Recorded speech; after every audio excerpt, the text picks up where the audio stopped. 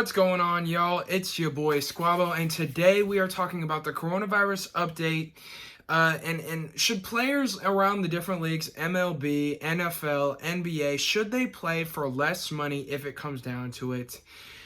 Should they be willing to do the whole 50-50 thing that's being proposed in the MLB right now? As always, like, comment, and subscribe. Let me know what you guys think about should players play for less money? Should they just go out there for the spirit of the world and do what some would consider the right thing is to do? And that would be to just play regardless of how much you're getting paid. You guys are blessed to be able to be in a situation where you are, where you're making a whole lot of money. Or should they be on the other side of things, and should they fight it and not play unless they're getting their full amount of money? So let's get started right now. Blake Snell, pitcher for the Tampa Bay Rays, came out and said on a Twitch live stream, essentially, he's not playing for anything less than full price this upcoming season. Even if there's half the games, he doesn't want to play. And some have even mentioned the fact that potentially this could be the MLB's way of in the future segueing towards a shorter season than 160 games. I disagree with that because of the fact that all these stats records throughout the MLB history would be completely altered if the season gets less. And so I think a lot of because MLB is a big stat league, understandably so, why they want to stay at that amount of games. But for this year, it could end up being 80 games. And if that's the case, what are you going to pay the players? There have been a couple of states now that have came out and said they'd be willing to host some sports type events. Florida's one of them, Arizona. But even if so, should players want to risk everything going on right now to go be a part of it? Well, what Blake had to say was that, first of all, every time you play baseball, you're risking your life. And I guess that's true with really every sport. You're risking a serious injury any given play, but you're doing that anyways. The problem that Blake is having, and his contract breaks down to, so he's making $7 million this upcoming year.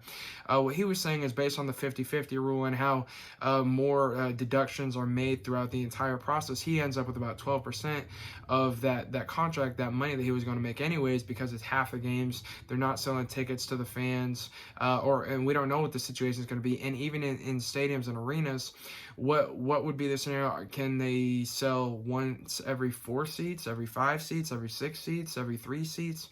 What's the deal with that? How many tickets are going to be sold? How many people still want to go to games with coronavirus going on and all that ugly stuff? So there's so much up in the air, and Blake came out and said essentially he won't play for anything less than full price because he's infuriated about the amount of risk factors and everything. He said, what if I go out there and play and I get coronavirus, and then for the rest of my life I have to deal with side effects and whatever? Like, that's, while you grow an immunity to it, it could still have an extremely negative effect on your body. What if you give it to a family member?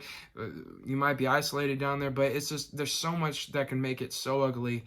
It could go so south extremely quickly.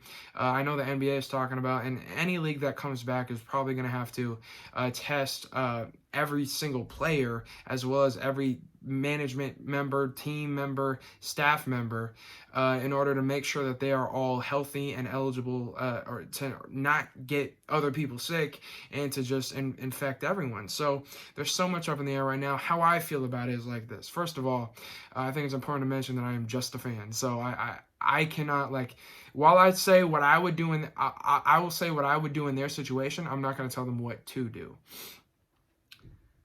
I would play. And the reason that I would do that is because it's the same reason that I talk about sports and not politics. And it's that when you talk politics, while everyone mutually knows, or not everyone, but there's a lot of people that know about politics, oftentimes when you start debating politics, things turn negative and things turn into an argument and it gets ugly. While I'm not going to say I'm equally as interested in politics as I am in sports. They're both extremely big fields that you could go into. Whereas sports bring people together. When you talk about sports, even if you're trash talking, you're having a good time, you're having fun, you're bringing joy to the world. If I could bring joy to one person's day by talking sports, I would love to do it. And so that's why I chose sports. And so because of that, I think about the fact that I'm bringing joy to a world of people. There'd be a world of people watching that wouldn't otherwise be doing so, especially if you're talking about baseball because of how their ratings have been down so much. Imagine if baseball is the first league to come back. Everybody's going to be watching, and it'll be a resurgence for the league, and it's almost worth the sacrifice not being able to get paid fully this year as for the impact that it will have down the road, because people will start watching baseball again like we haven't done for many, many years. And so it's the fact that I would be bringing so much joy to those people at home that are quarantined or and have lost members of their family tragically and have been going through this tough time where have lost their jobs. Unemployment could be at 15%. And you have an opportunity to bring joy to them. I personally would play through it. And I would play regardless of what I made, as long as I had enough money to get by, which everyone, as far as I know, in each of those leagues, outside of the rookies, of course, rookies, I would want them to get a larger sum, a larger percentage of the money that they are due compared to like veteran players. If you're making so much money over your career, like I understand, like you want your money and you've earned that money, but you got to understand that like there are bigger things on the line. And so me personally, I would play through it. I understand if they don't want to play through it because of their own personal risking factors. I don't know what their histories are. I don't know what their health records are. I don't know what their medical is. And so because of that, there are an infinite number of reasons why for them it could be a risk that's not worth taking. So I understand that. But if it were me, I would play through it. That's what I think. From a management standpoint, you can't force them to play through it either, because they signed a contract for a certain amount of money. Like from an ownership standpoint, if you sign them for a certain amount of money, you're not going to pay them that amount of money. You can't expect them to go out there and play and take the loss. You'd be asking them at best. As always, like, comment, and subscribe on this video. Let me know what you guys think. Should players play through it? Should they not? What would you do in their scenario?